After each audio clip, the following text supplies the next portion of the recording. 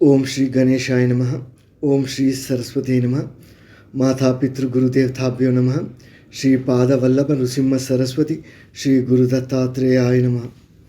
వైశాఖ పురాణం స్కాంద పురాణ వైష్ణవఖండ అంతర్గతం 28వ అధ్యాయం అక్షయ తృతీయ విశిష్టత. నారద మహాముని అంబరీషునకు వైశాఖ మహిమను వివరించుచు ఇట్ల నేను శృతదేవుడు శృతకీర్తి మహారాజుతో ఈ విధముగా పలికెను.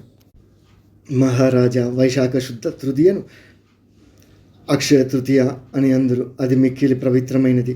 ఆనాడు చేసిన పాపం సర్వ పాపహారం శ్రీహరి పదమును కలిగించును. ఈనాడు దేవతలకు, ఋషులకు, పితృదేవతలకు తర్పణాదులను ఇయ్యవలెను.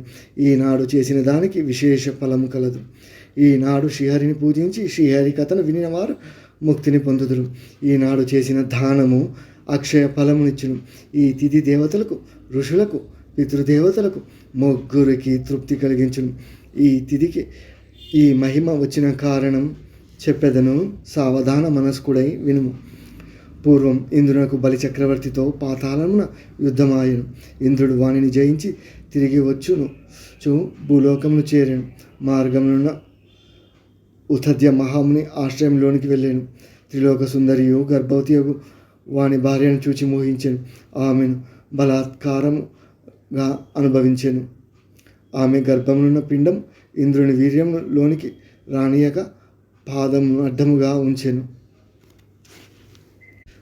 ఇంద్రుడు కోపించి వానిని గురుడివాడు అగువని శపించెను. వాని శాపమును అనుసరించి మునిపత్ని గర్భము నుండి పుట్టిన బాలుడు దీర్ఘ తపుడను వాడు పుట్టుగురుడి అయి జన్మించను. గర్భస్థ పిండముచే అవమానింపబడి శపించిన ఇంద్రుడు మునిపత్నిని బలవంతంగా అనుభవించి ముని చూచినచో శపించునని భయపడి త్వరగా పోవలేనని పరిగెత్తను. వానిని చూచిన ముని శిష్యులు పరిహసించిరి. ఇంద్రుడును సిగ్గుపడి మేరు పర్వత గుహలో దాగుకొనెను. ఇంద్రుడిట్లు మేరు గుహలో దాగినట్లు తెలుసుకొని బలి మున్నగు రాక్షసులు అమరావతిని ఆక్రమించి దేవతలను తరిమిరి. ఏమి చేయుటకు తోచని దిక్కులేక దేవతలు బృహస్పతిని చేరి ఇంద్రుని విషయం అడిగిరి.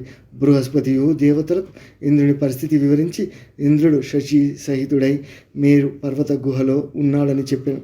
అప్పుడు వారందరూ మేరు పర్వత గుహను చేరి ఇంద్రుని బహు విధములుగా స్తుతించిరి. బృహస్పతి మొదలగు వారి స్థుతులను విని ఇంద్రుడు సిగ్గుపడుచు వచ్చి వారికి కనిపించాను. బలి మున్నగు వారు స్వర్గమును ఆక్రమించిరని దేవతలు చెప్పిరి. పరస్త్రీ సంఘ దోషమున నేను అశక్తుడనై ఉన్నానని ఇంద్రుడు వారితో చెప్పాను. ఇంద్రుడి మాటలను విని బృహస్పతి దేవతలు ఏమి చేయవలెనా అని ఆలోచన పడిరి. అప్పుడు బృహస్పతి దేవతలతో ఇట్లా నేను ప్రస్తుతం శ్రీహరికి మిక్కిలి ఇష్టమగు వైశాఖ మాసం గడుచుచూ ఉన్నది. ఈ మాసమున అన్ని తిథులను పుణ్యప్రదములు. ఈ మాసమున అన్ని తిథులు అనగా 30 దినములు పుణ్యప్రదములు, శక్తివంతములు. అందున శుక్లపక్షమునందలి తృతీయ తిథి చాలా శక్తివంతమైనది. ఆనాడు చేసిన స్నానదానాదులు ఉత్తమ ఫలమునిచ్చును, సర్వ పాపములను పోగొట్టును. కావున ఆనాడు ఇంద్రుని వైశాఖ ధర్మములను ఆచరింపచేసినచో ఇంద్రుని పాపం పోయి పూర్వపు బలము, శక్తి మరియు యుక్తులు మరింతములై వచ్చునని చెప్పాను. అందరూ కలిసి ఇంద్రుని చే అక్షయ తృతీయ నాడు ప్రాతకాల స్నానం, తర్పణాదులు, శ్రీహరి పూజ, కథాశ్రవణము మున్నగువాని చేయించిరి.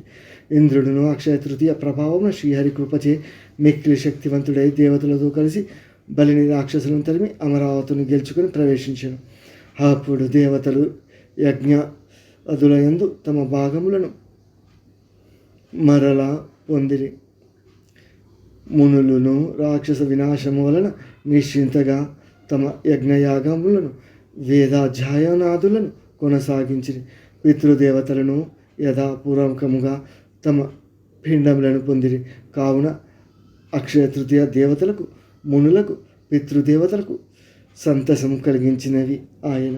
ఈ విధముగా అక్షయ తృతీయ సర్వజీవులకును భుక్తిని, ముక్తిని ఇచ్చి సార్థక నామం కలిగి ఉన్నది అని శృతదేవుడు శృతకీర్తి మహారాజుకు చెప్పాను. అక్షయ తృతీయ మహిమను వివరించాను అని నారదుడు అంబరీషునకు వైశాఖ మాస మహిమను వివరించుచు పలికెను. ఓం నమో భగవతే వాసుదేవాయ.